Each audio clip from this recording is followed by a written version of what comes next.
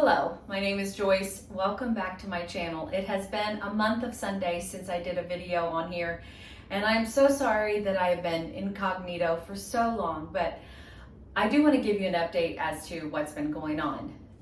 We had a major life transition in February with our business. We are artists who create guitar string jewelry, and we do that for our living.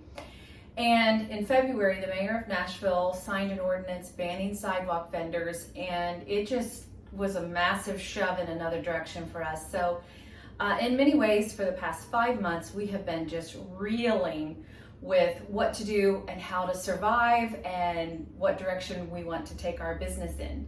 And so, of course, my YouTube channel took a hit. So anyway, I'm back. I'm back to share one of the things that in my first video that went viral, people loved, and that was my conversations about the gallery walls. So without further ado, let's begin with this beautiful gallery wall right here.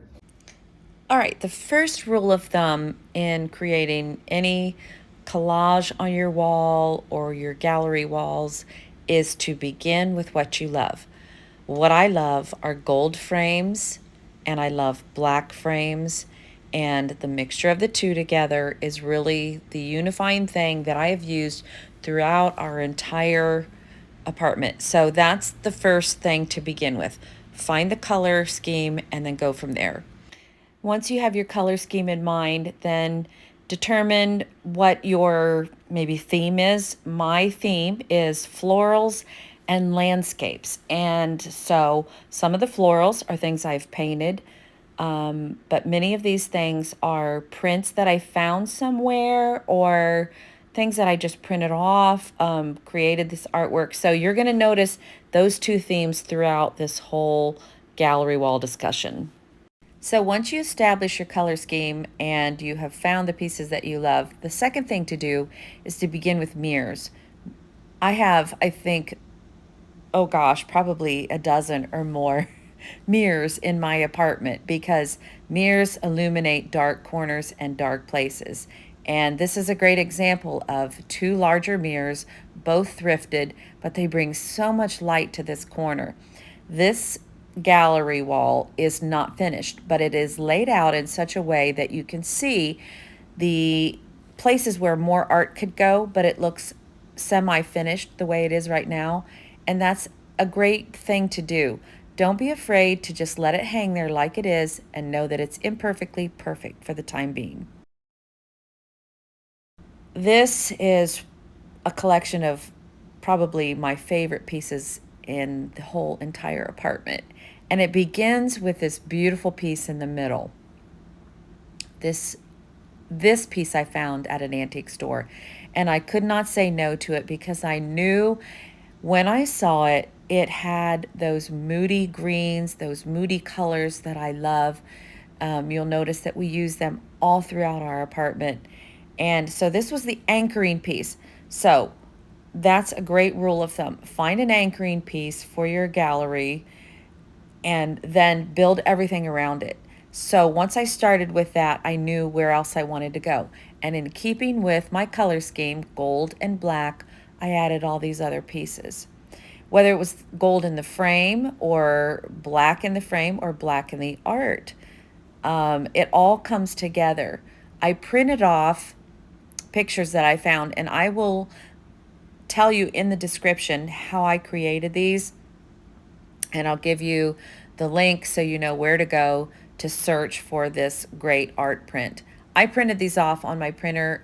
My current printer won't do it, but you can go to like a library or to, any local store that does printing, and you can print off pictures. So also note that you can turn your TV into art. So you can search on YouTube for great places to turn your TV into art. So do that as well. All right, this is the entrance to our house, and it's very dark usually. I illuminated it so you could see it really well for the purpose of this video. Once again, there are two mirrors here, and they anchor or they create the beginning point for you to build around it. And I would say that really none of these gallery walls are necessarily in their final state. They will always morph and change because that's part of who I am as an artist or a creative person, is I'm always changing things. And I recently changed this actually for the video. But mirrors illuminate a dark place, and also a mirror is great when you're going out the door. You can do a last minute check on your lipstick to see if everything looks great, right? This is just the opposite wall. I'm showing you I stuffed flowers in a little basket to add a little beauty to something that's very utilitarian. But, and don't forget vintage pictures. I have some antique ones here that are really great, so use those as well. This is probably everyone's favorite in the whole apartment, and this belongs to my daughters. It's their bathroom, and they collected all of these pieces of art over a period of time, and they were so patient with the process. And I think that's just the recurring theme in this whole video, is to remember to be patient. Take your time to search antique stores, vintage stores, thrift stores, above all, thrift stores, to find those little gems that you've been looking for, and it will happen. This little mirror I found, it's actually an antique, and I found that at a thrift store one day, just happened upon it, and it is probably the anchoring piece in this little gallery wall as well. But don't be afraid to hang pieces that are not in their finished state, but hang them anyway, because then you know when you find the art that goes in that print, or that art that goes in that frame rather, that you know exactly where it's going to go, and you know exactly what it needs. And so you can look at the overall scheme of this and be on the search for that little print or something that you want to frame that finishes off this gallery. This is my master bathroom, and I created this gallery wall recently, and it begins with an anchoring point of a hand-painted piece of artwork.